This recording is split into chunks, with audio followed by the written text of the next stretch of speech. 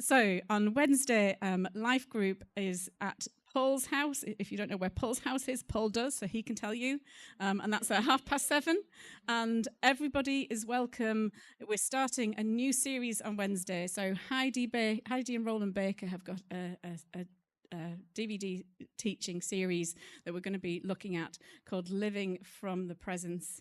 So we're going to be looking at that and exploring that, and it'll be really, really good. So I'd encourage you to come, find out the address from Paul. He can tell you. So that's on Wednesday. Next Sunday, we are here, and we're doing a prayer breakfast. We're not going to do a whole cooked breakfast. We're going to do a continental breakfast. Is that the right word? Continental. So, croissants and stuff like that, yes. So lots of nice things to eat, and then we'll be praying together next Sunday. And Stuart wants to...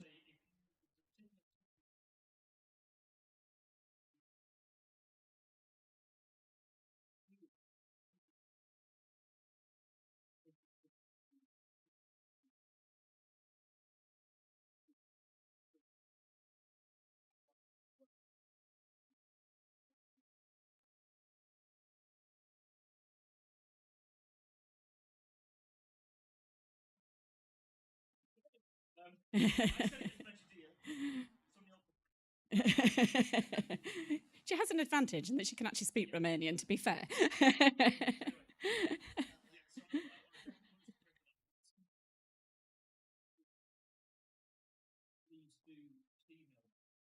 Incorporate it, absolutely.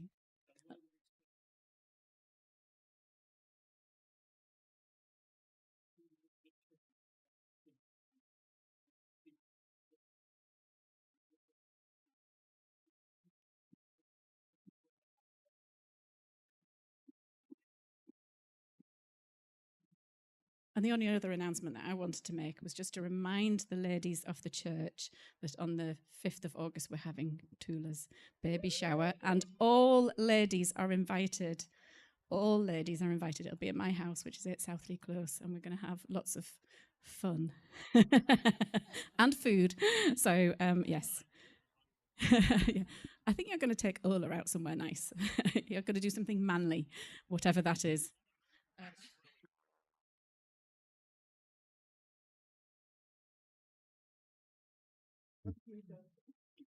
Good morning. Nice to be given the privilege to be able to share with you. Yeah, it's a bit scary and uplifting in equal measure when God seems to confirm not once but several times before you get up that you're on the right track. So we'll wait and see. In 2 Corinthians chapter 4 and verse 7, it says, "But we have this treasure in jars of clay." And I wanted to share with you today a little bit about jars of clay and treasure, how they interact, or certainly as they've interacted in my life, because it's also an opportunity to introduce me to you. I've been here about 12 months now. I've spoken to some of you more than I've spoken to others. I knew some people before I got here anyway. But it's a chance for me, as I say, to introduce myself and hopefully to give you the confidence that however much you feel like clay, you have treasure. And that's been my life learning, if you like. And I've discovered that it's often a matter of belief and confidence that takes it. Julie put something on the website, on the WhatsApp in the week about the burdens that we carry. The heaviest burdens are in our head. And often, I think, the most difficult journey that God's plan and purpose has is going from here to here. And the heart, I think, is significant, that we have to get from here to here in order to be able to have that belief and confidence. I think often we tend to focus on one thing rather than the other. We focus on the clay and not the treasure. or we focus on the treasure and not the clay. Both, in my opinion, are wrong. We need to have, as it tells us in Romans, to have sober judgment about ourselves. We need to understand who we are and where we've come from. We need to know what stuff it is we need to overcome, and then we need to overcome it, get on with the job that God has called us to do. We need to appreciate our strengths and our weaknesses. We need to look at the clay. We need to know what it is that we're good at, what it is we struggle with. And there's a great book called Soar with His Strengths. You may have heard of it, you may have read it. It's by Donald Clifton and Paul and Nelson, and simply called Soar with His Strengths. It encourages you, they're two psychiatrists, encourages you to soar with your strengths and manage your weaknesses. There are great authors out there who can't spell or do English. In fact, some are dyslexic even, and they have great stories, and they soar with their strength of storytelling, and other people correct the English and the spelling and put it all together and make it ready for publication. You soar with your strengths and you manage your weaknesses. I was born with a hare lip and a cleft palate. Every doctor I've ever seen says, wow, that's an amazing repair. And I'm very grateful that I haven't got the upper lip that I've seen a number of people with hare lips have. But I still have a hole in the roof of my mouth, hence the slightly nasal tone that I have to my voice. The hole is big enough to get a small pickled onion up it, and down your nostril and out again. And that is a party trick which I performed only once, and not out of choice, I hasten to add.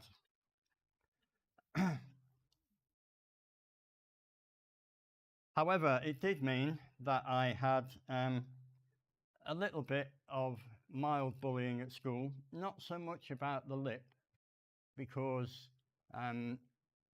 it's such a good repair that people think I've had an accident and maybe had it sewn up, and that was the general question that I got.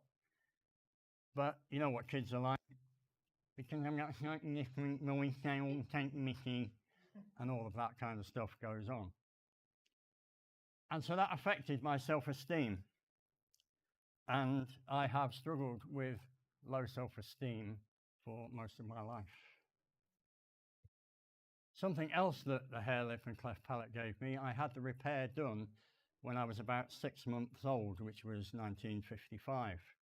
Save you the maths, I'm 68 in October. So you've still got long enough if you're going to make plans. Hint.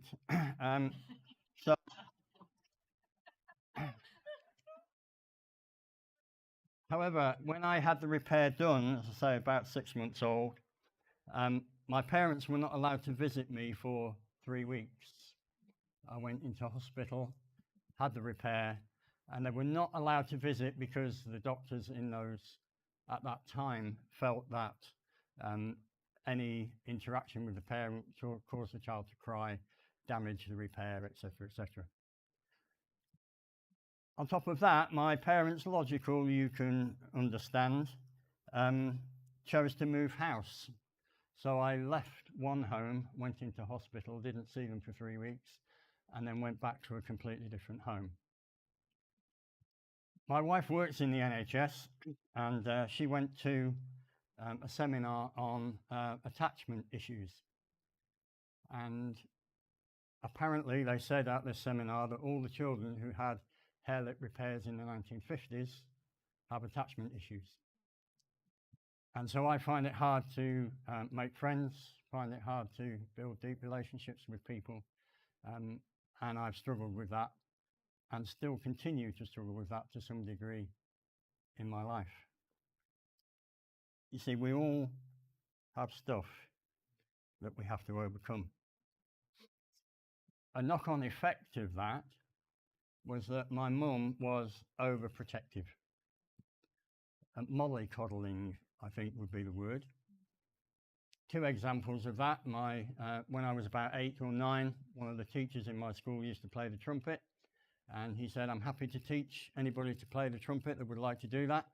And me and my friend went, "Yeah, we'd love to do that." And he said, "Okay, go home and ask your parents. I need your parents' permission to be able to teach you." So I went home, and my mum said no. And the reason she said no is that it might damage my lip. I'm 8 or 9 years old. It's repaired by now, but she wouldn't let me do it. Then, the other thing she used to do, which is a standing joke in our family, it could be a beautiful, clear, sunny day, no rain for months, and my mum would make me put a plastic mat in my school satchel in case it rained. That is the mentality that my mum had. It reminds me very much of that proverb about the guy that doesn't go out in the street because there might be a lion there. It had the effect of making me very risk averse. And I am, I have difficulty making friends. I'm quiet, I'm shy, and I'm risk averse. So that's my clay. I'm not only clay, but I'm broken. On top of that, when I was about 14 or 15, both of my parents on separate occasions came to me and said, "When you and your sister leave home, there's just the two of us, we will be leaving each other." I don't remember where it was that my mum told me, but I remember I was watching Coventry. I was born and bred in Coventry, and we were watching Coventry play away at West Brom at the Hawthorns, and at half time my dad told me that he would leave my mum when me and my sister left home. And the result was 1-1, as I recall. So on top of that, my mum said that she was on the verge of leaving my dad when they both went to a party. She got drunk, and I was the result. She said, "I am an accident." I never saw any expression of affection between my parents the whole of my childhood. I never saw them touch, express kind words to each other, kiss, hug, nothing. I'm not only clay, I'm broken. However, there is a golden thread that runs through all of our lives. For me, that was a uniformed youth organisation called Campaigners. You may or may not have heard of it. It's very similar to the Scouts, wear a uniform, but it's very evangelical Christian in its basis. I was in the smallest section of that, the Junos, then the intermediates, and then into the craftsmen. And I've made my mind up when I was 17 that I was going to go to the craftsman camp. I'd already paid for that camp, so I didn't stop going until after the camp, and then that was going to be it. I'd left school at 16 and started working at Rolls-Royce in Coventry. That's the aero engine factory, not the car, which is in Crewe. And I'd started to ask a lot of questions, and I wanted to know what it was that life was about and who I was. And you can see from my background that I had a lot of questions and a lot of stuff that I needed to work through. And during about 6 months, from around about the Christmas until we went to the camp in the July, that I kept talking to people who said that they were Christians. And they had something. I could see that they had something that I didn't have. And I started to want that something. I didn't know what it was, and nobody shared the gospel as such. But I went to this camp, determined that I was going to leave campaigners, and that was it. I was going to have no more to do with church, but asking these questions. And as you might expect, God got me. I gave my life to Christ on that campaigner camp, 22nd of July, 1972, nearly exactly 50 years to the day. I'm clay, but now I've got treasure.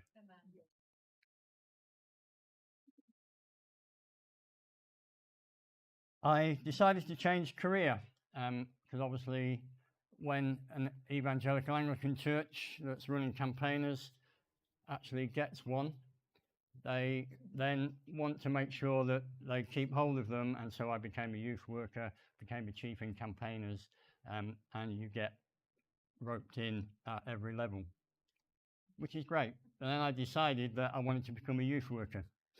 So I went away to Birmingham, left home, went to college, and trained to be a youth worker. This is me, who's risk averse. This is me, who finds it hard to make friends and contact with people, and now I'm trained to be a youth worker. That's the treasure. I worked with the Birmingham Association of Youth Clubs for a few years, and then while I was there, I worked in their residential conference centre, and Youth for Christ came. It was Clive Calver was the director at the time, and then there were other people. Graham Kendrick came, and various other people, and I decided that I wanted to join Youth for Christ, so I applied, and I became the Youth for Christ worker in St Helens. And whilst I was there, some of you may remember a guy called Eric Delve, who used to work with Youth for Christ. Yes, yeah, he does. He also likes Indian food. I've had a number of Indians with Eric. But anyway,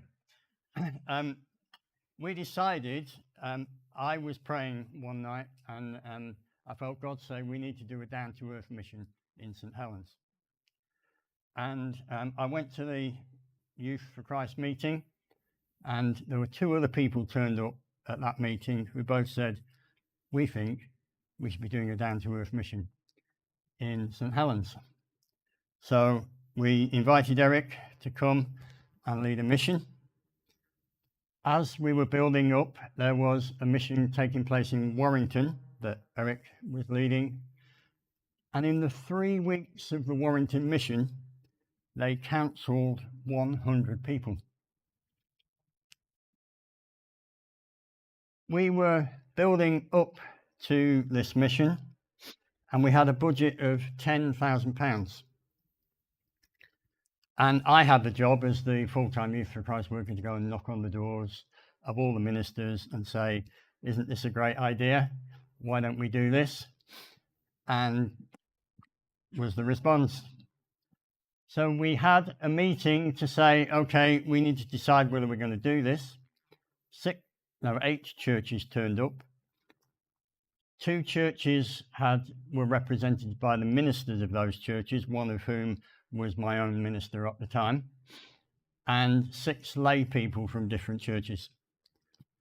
And the ministers, both of them, including my own, said, you can't do this. You haven't got enough support. There's only 8 churches here represented. St Helens is a very Catholic community. At least 50% of the population of St Helens is Catholic. You're just not going to be able to do this. So we put it to the vote. The 2 ministers voted against. The 6 lay people voted in favour. So by a majority of 6 to 2, we invited Eric to do a down-to-earth mission. I went home that night, and I'm not one for praying on my knees unless I'm driven there. That night, I prayed on my knees next to my bed, and I said, God, what have we done? And remember, I'm risk averse, so I am scared. And God gave me this verse from Habakkuk 1:5. He said, look at the nations and watch, for I'm going to do something in your days that you would not believe, even if you were told. And I got off my knees and I said, I believe you're going to do that. We held the mission. Pilkingtons, who are the large glass maker in St Helens, had a warehouse, empty warehouse, right on the ring road in the middle of St Helens. So we took that warehouse, we turned it into a hall that would accommodate over 1,000 people. And during the 3 weeks of the mission, we packed that place out. I had the responsibility of doing the counselling and follow-up. And in the committee meeting beforehand, one of the committee meetings, we designed this pack with the Gospel of John and all the paperwork you needed to fill in people's names and addresses and all that kind of stuff. And I said, how many packs do we need? Bearing in mind we've been to see Warrington and 100 people have responded in 3 weeks. So the committee's there, and I asked the question, how much do we need? And somebody said, 1,000. And people went, no, more than that. Somebody said 2,000, and some people went, So somebody said 1,500. So everybody went, yeah. So we all prayed, and we said, we want to see 1,500 people in 3 weeks. So I ordered 1,500 packs. During the 3 weeks, we counselled 1,496 people. Come on! And I had no packs left over, so God knew a few would probably go astray. Our £10,000 budget became £22,500, and we raised 24,000. God did it. I believed, along with a few other people, and God did it. Eric himself says that was one of the best missions that he ever did. I'm clay. I'm not as broken as I was, and now I've got treasure.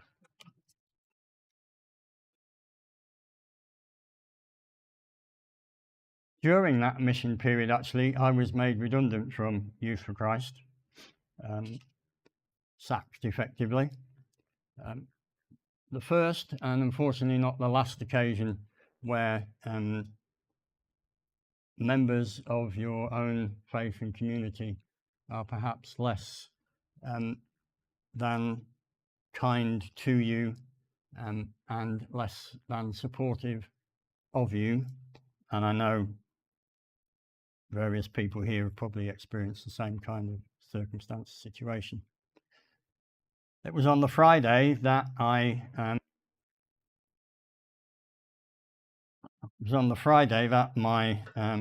was told that I was redundant from Youth for Christ. And the following Monday, my then fiance broke off our engagement. So, in the space of a weekend, my world completely collapsed. And I was about 6 weeks or so, 5 or 6 weeks in a total turmoil. The first week I didn't eat at all, and I didn't know what to do. And I remember bumping into a church member at the time, and he said, "How are you?" And I described it as being, if you've ever seen a cartoon where the character in question is in the middle of a hurricane. They're being blown along, and then they grab hold of a lamppost and they're horizontal to the ground as this wind is whipping by. That's what I said I felt like. It's hard to relate back to that now, but so I'm telling you what I said at the time, rather than trying to make something up. And I needed help. I needed something. And I don't believe in using the Bible as a kind of lucky dip, where you open it up and put your finger in and it says Judas went and hanged himself. So you close it up. So you close it up and open it up and go and do that likewise. Yeah, no, that's not. You don't use the Bible as a lucky dip. But I knew in Psalms you would find a place or some comfort, something somewhere. So I opened it up to Psalms, and my eyes fell on Psalm 128. And I think it was Stuart a few weeks ago said that have you got a verse or a scripture or something that is a definition from God of your life? This is mine. It says, blessed are all who fear the Lord, who walk in obedience to him. You will eat the fruit of your labor. Blessings and prosperity will be yours. Your wife will be a fruitful vine within your house. Your children will be like olive shoots round your table. Now, the version of the NI that I had then, the NIV that I had then, said sons. Your sons will be like olive shoots round your table. Yes, this will be the blessing for the man who fears the Lord. May the Lord bless you from Zion. May you see the prosperity of Jerusalem all the days of your life. May you live to see your children's children. Peace be on Israel. So there's much more that I could say about this, but I have lived my life in the fruit of this psalm. I married a girl from St. Helens. We had 2 sons. And when people used to ask me, what children do you want? So it's not up to me. I'm going to get sons because that's what God's promised me. And I had 2 sons. And I have been unemployed a number of times, but I've always seen God's blessing and God's prosperity. And I'm living for the last bit that says, may you live to see your children's children. I've got 2 boys, and children's children means 4 grandchildren in my book. So when I'm saying to God, children's children, I'm saying 4 at least before I pop my clogs, go anywhere, do anything. It's 4, okay? So as neither of them have shown any sign of getting anywhere near getting round to anything yet, it's going to be a while before I depart this mortal coil. I was in need. God spoke to me and I believed. I'm clay, but now I've got yet more treasure.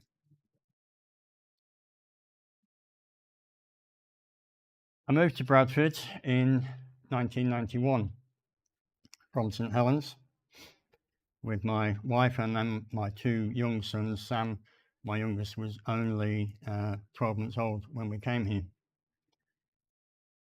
I came because I went back to the campaigner group that I was a chief of in Coventry to be the chaplain on a camp that they did. And after that camp, I was unemployed at the time. Some friends on that camp went down to Faith Camp, Colin Urquhart's Faith Camp in Peterborough. And one afternoon, they went from their unit to another unit to catch up with some friends and have a coffee. Their friend's tent was next door to the tent of somebody that had heard about a job in Bradford and wanted to know some more details about it. So a guy called Alan Evans was sat next door talking about this job to this couple. And my friend's ears picked up and said, hope you don't mind, but could you give us the details about that job? Because we think we know somebody that might be interested. And the rest, as they say, is history. Within 6 months of me being here, Alan had a slight stroke, unfortunately. So it was one of those deep end moments where God said, I don't care about your attachment issues. I don't care about your risk averseness. Run this church for 6 months. And that's what I did. And when Alan came back on stream, the church said, don't just be the youth worker, would you be essentially the assistant pastor? So I did that.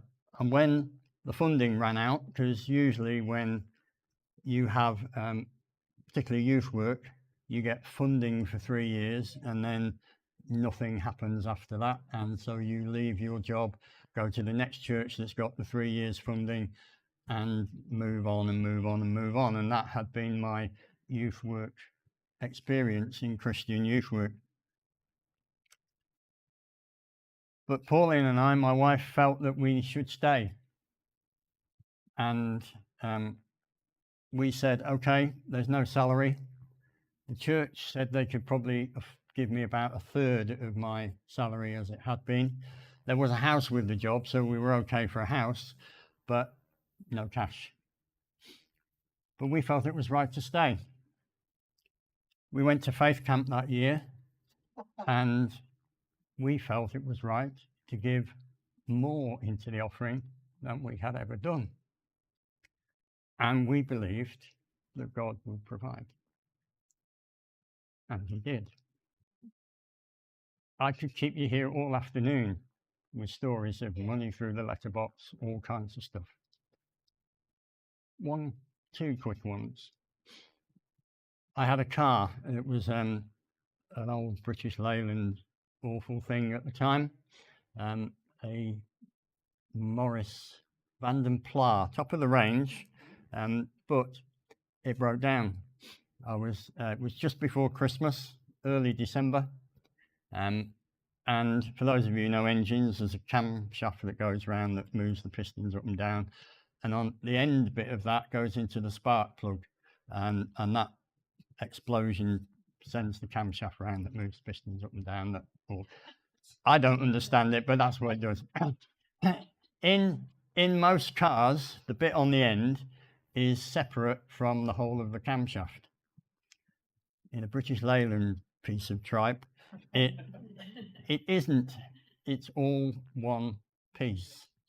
So instead of it being a simple take the broken bit off, stick the new bit on, it's a brand new engine. So I'm living by faith. Thank you, God.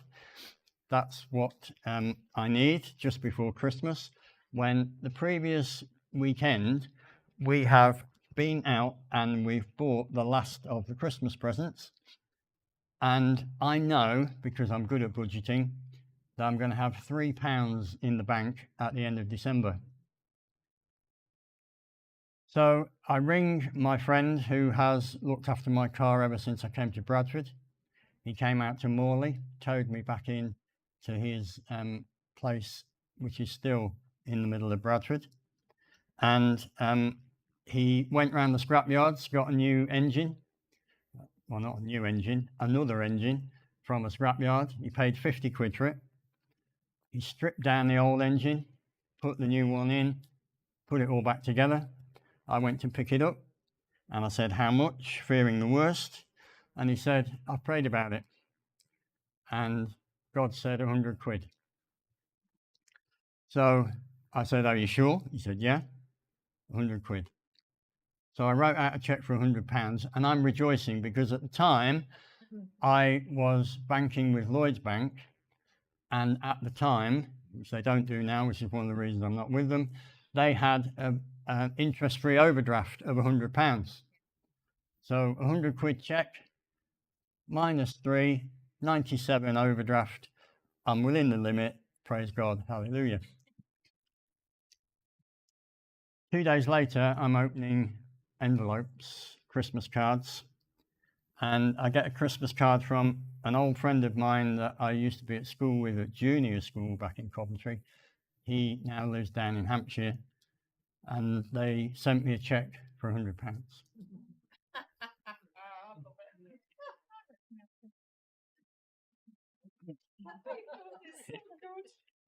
Then another one, we had been away on holiday. We had a caravan at the time.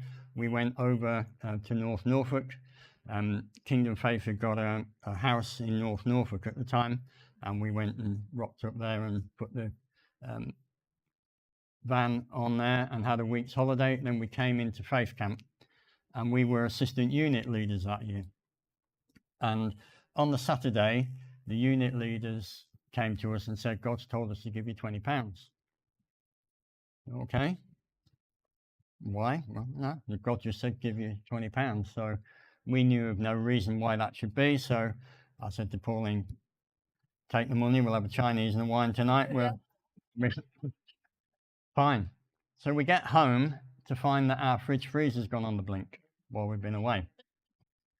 There was nothing in the fridge because we'd put most of the butter and the stuff into the fridge in the caravan to go away. There were some leftovers in the freezer, a couple of beef burgers, what's left of some ice cream, frozen peas, the kind of stuff you'd have in your thing. I worked it out, half a pack of beef burgers is X and half a bag of peas is Y and so on. And I reckon there was about £15 worth of food in there that, at my best guess, that had gone off while we were away. So great, we've got 20 quid, we'll go and do some shopping, we can eat, and then we get it repaired. Of course, we've just been on holiday, haven't got any money, so we stick it on the credit card, and it was £65 to get the fridge freezer repaired.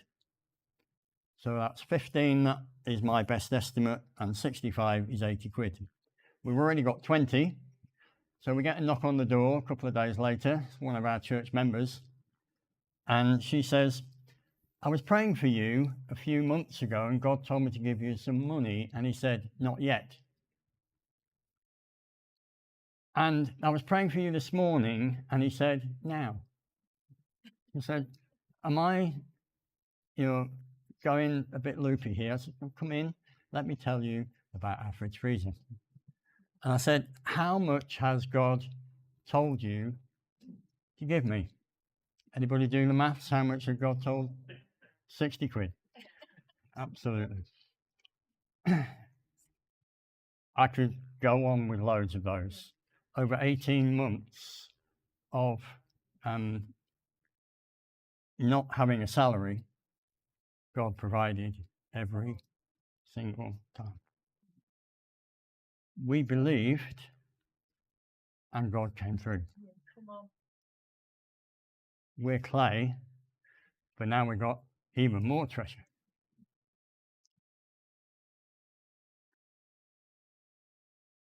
Again, all of that ends. Again, unfortunately, issues of relational dynamic, and say no more. So I'm looking for work again. And again, I'll give you loads of stories. But I end up working for Her Majesty's Revenue and Customs at a brand new contact centre that is opening in the middle of Bradford. And when I get there, you kind of have this view of the civil service, don't you, from the outside, particularly bowler hats and briefcases and all that kind of stuff, whatever that image is that you've got there. Pinstripe suit. Yeah. And I'm working in the contact centre, as I say, and there's a certain amount of hyperbole in this, but I went to a union conference, and I joined the union, and one of the guys stood up there and said that the HMRC contact centres were the dark satanic mills of the 21st century. Now, that is over the top, wildly funny. However, there is just enough of a grain of truth in there for me to not want to sit still under the injustice that I can see around me. So not only did I join the union, I became a union rep. And not only did I become a union rep, then I got invited to be the assistant office secretary. And then after about 6 or 7 years of doing that, I became the office secretary in the Bradford Contact Centre. And whatever you want to say about ministry, full-time ministry is not people that are earning their living doing stuff in the church or Christian things. Full-time ministry is you and me doing stuff in our workplaces. And in the 12 years that I was a rep, I handled over 500 personal cases. Now, those are things where people have got issues, got problems, they're facing disciplinary action, etc., and you go and work with them and support them. In the period that I was doing that, I think I dealt with absolutely everything bar human trafficking. That was divorce, marriage breakups, relational breakups, drugs, alcohol, gambling, domestic violence, cancer, you name it. Everything that's out there in the world is in the contact centre because that's where the people come from. And that was my mission field. And to everybody who would listen, I talked about justice. Because I wasn't on the side of the people who had got some particular issue going on, particularly a disciplinary issue. Because a lot of them would do what they wanted and then come into my office or sit down with me and say, can you get me off? So I learned, one of the first things I used to say was, I can't defend the indefensible. I learned that. One of my first cases was a young guy, a bit of a jack the lad. And he said, I need your help. I've got a meeting. I've been late a few times. I said, how many times? He said, probably about half a dozen, 6 or 8 times over the last, 3 or 4 months. So I said, okay. I talked to him, got him ready for the meeting. We went into the disciplinary meeting. They pushed a piece of paper across the desk. He'd been late over 30 times in just over 3 months. And it turned out that he had broken up with his girlfriend that he was living with, which was fine by him. So he wasn't emotionally upset about it and distraught. He just had to move back in with his parents. And it took longer on the bus to get from his parents than it did from the house he shared with his girlfriend. So therefore he was late every day because he just couldn't get up. So my view on that is he deserves to be disciplined because I get to work on time. Most of the other people there get to work on time. We've all signed a contract that says we will turn up on time, we will do a good job, and we will get paid and then go home.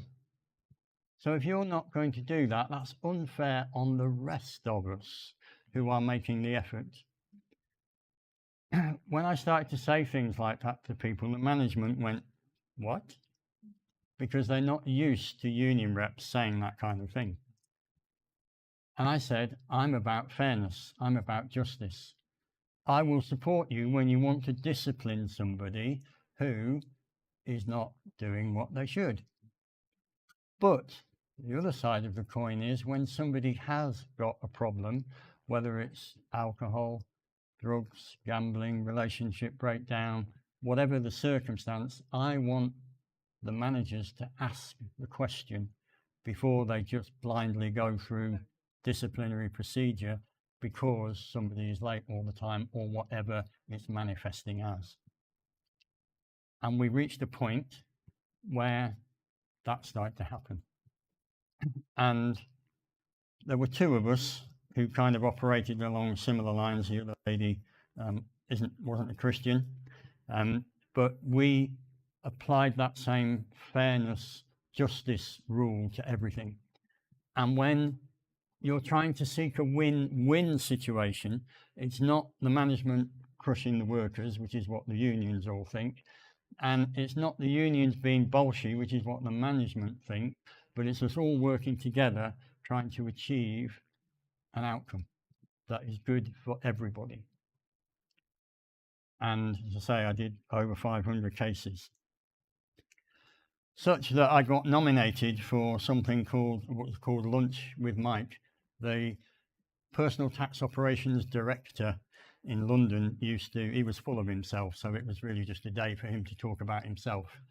But he had these days a couple of times a year. And I got nominated by the management team in the Bradford Contact Centre to go, because the jewel in the crown of the day was a tour of Downing Street, which obviously there are no tours of Downing Street. You can't commercially pay for that.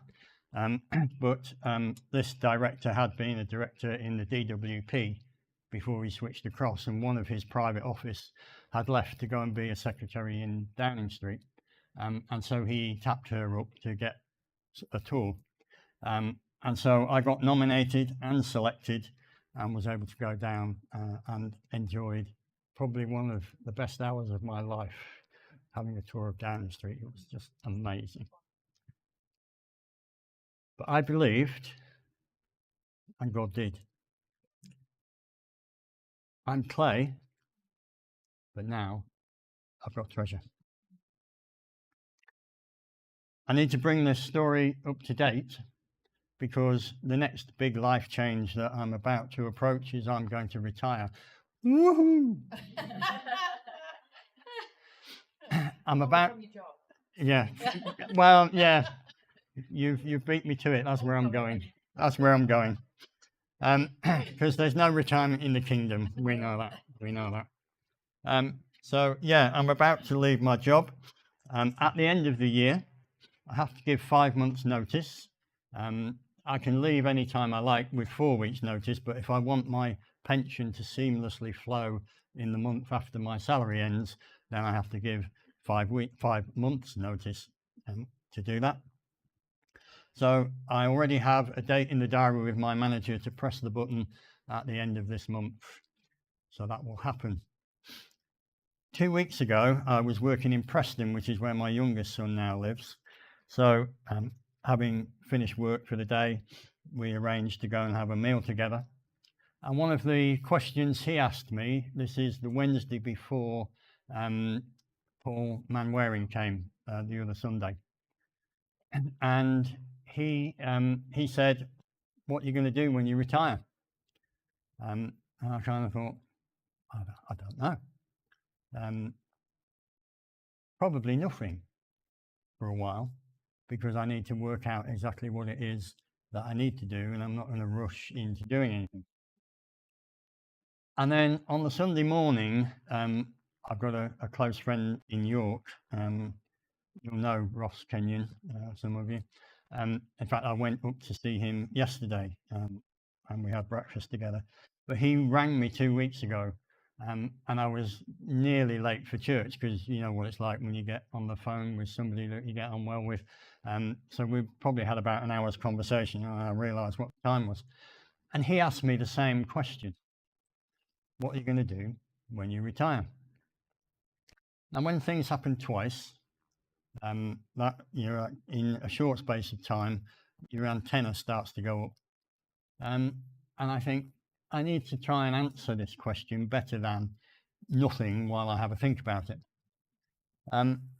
So I came to the church here, and those of you who are here will remember that before Paul preached, he walked across to me and gave me a book about fatherhood.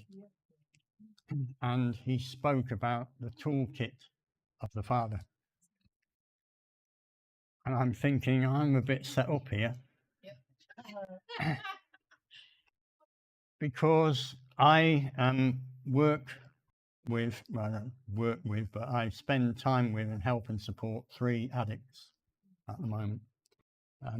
And the things that addicts need is everything that's in that father's toolkit. Identity, they need presence, all the stuff. So I know that my next little job is I've got to study up on the toolkit. I'm dreading reading the book, to be honest, because it will tell me all the stuff I didn't do as a father. But I've got some training to do, because I know when I retire, inverted commas, I've got something else to be doing.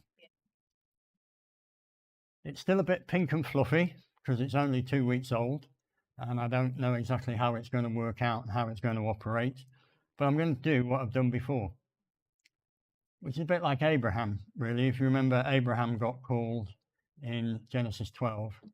God gave him that wonderful, fine, detailed plan of leave your father's house and go to a land that I'll show you. Yeah, great, thanks. Which direction do I go? East, west, north, south? But if you read the previous chapter, chapter 11, it was actually his father, Abraham's father Terah, who had set out from Ur of the Chaldees, and they had settled in Haran. Now, this is pure conjecture by me, because there were 3 sons of Terah, one of whom was Haran, Haran. And they settled in a place called Haran, Harran. Now, being who I am, risk averse, find it hard to get on with people, I can understand somebody losing a child, journeying to a place of a very similar name and not wanting to move on and settle.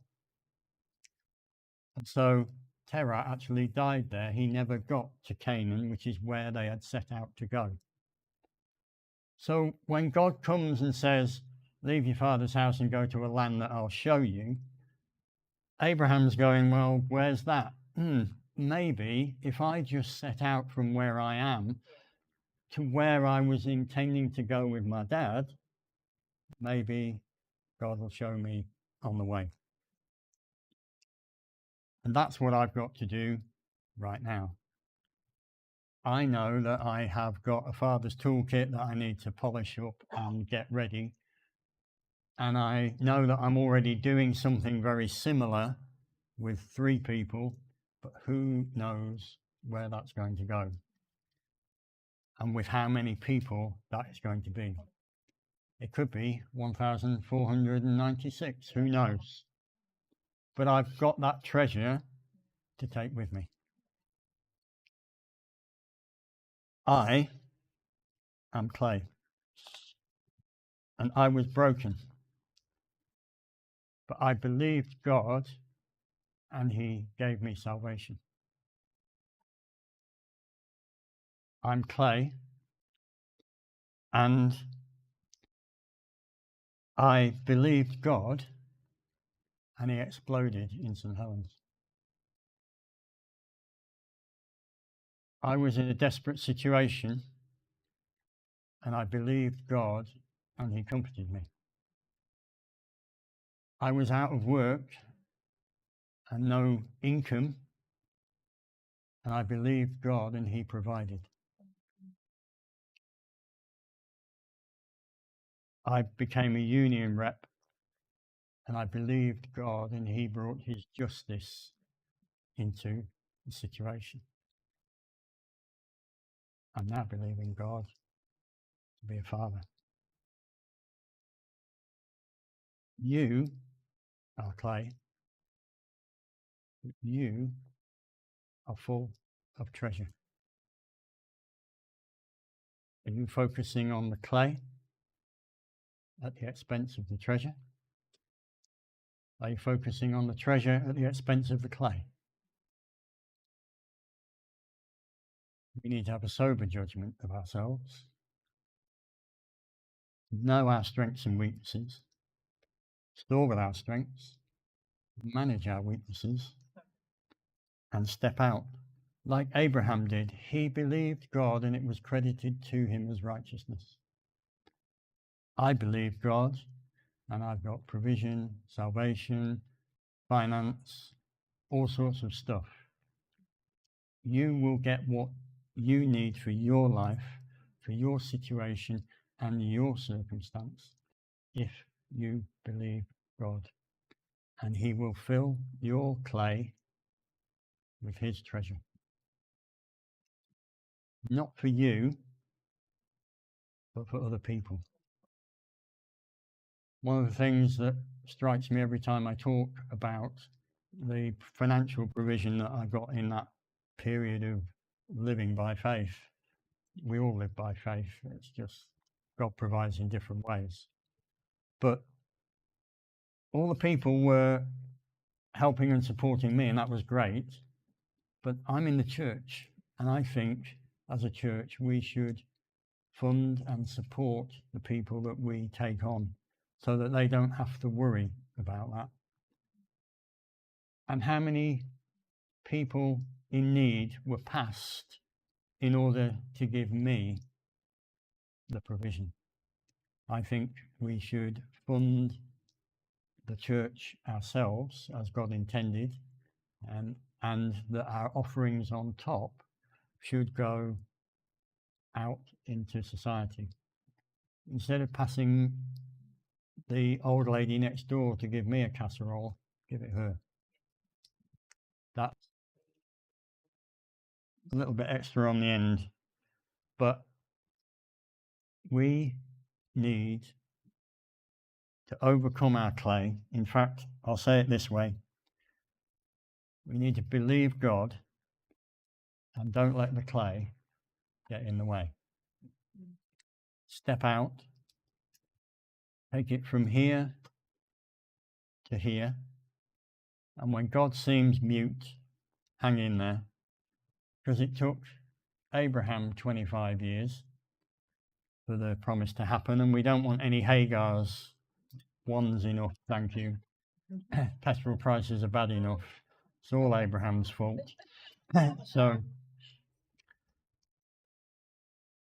we need to hang in there with God, believe him, step out, and we will see treasure in our jars of clay. Let's just pray together.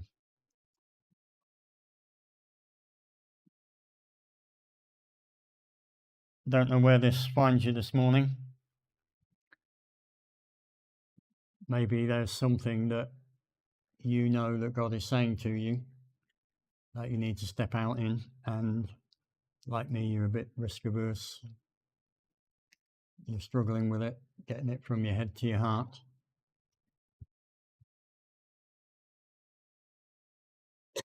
But you just need to trust God, believe him, and take a step.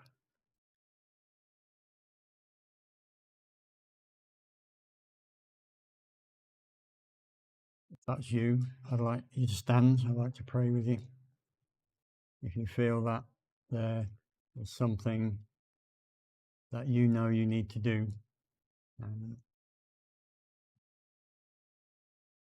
you're just a little bit reticent at the moment to take that step of action.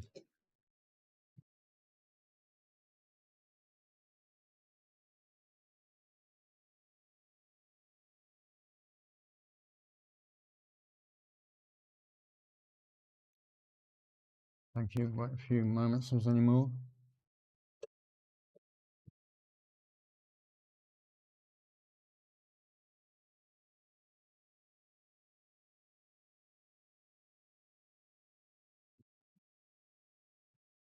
Thank you, Father, that you have everything in store. You are the provider. You are the owner of a cattle on 1,000 hills. There is nothing that you can't afford. And you will give us everything we need. Everything we need for life and for godliness. Lord, I pray for those people standing that you will give them the courage to believe what you have said to them. That you will give them the courage to take that first step away from where they are in the direction that you want them to go. And Lord, I pray that they will know the incredible bounty of your treasure that will flow as a result. Yes, they feel like a jar of clay. Yes, they may even feel broken. But Lord, you have placed your treasure inside them and you have much more treasure to give them. Lord, I pray that you, well, I know you will, but I pray that they will experience it and that they will know the joy of you coming through for them. Lord, I pray for the rest of us that we will continue to walk in the way that you have led us. However much we may feel that we can't because of whatever circumstances in our lives, help us to remember that with you we can. We can overcome all the stuff that is in our lives, regardless of what it is. And we can take a step and another step and another step with you. And we can experience your faithfulness in all of our lives. Thank you, God. Amen.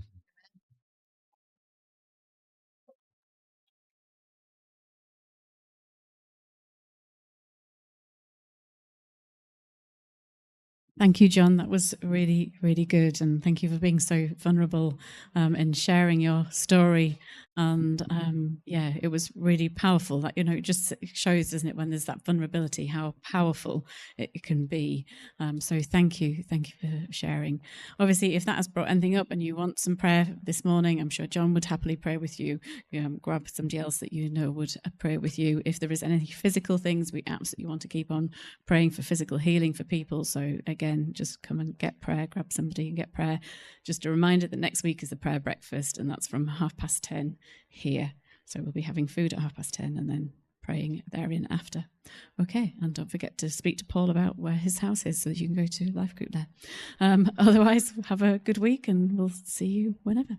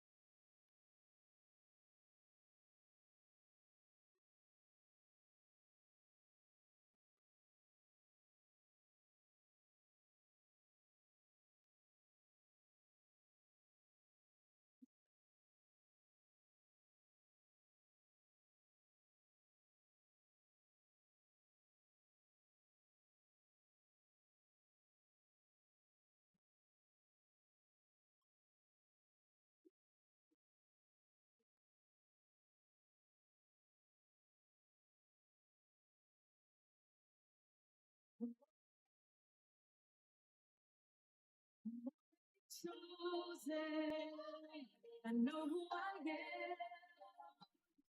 I know what you've spoken. I'm already loved more than I could imagine.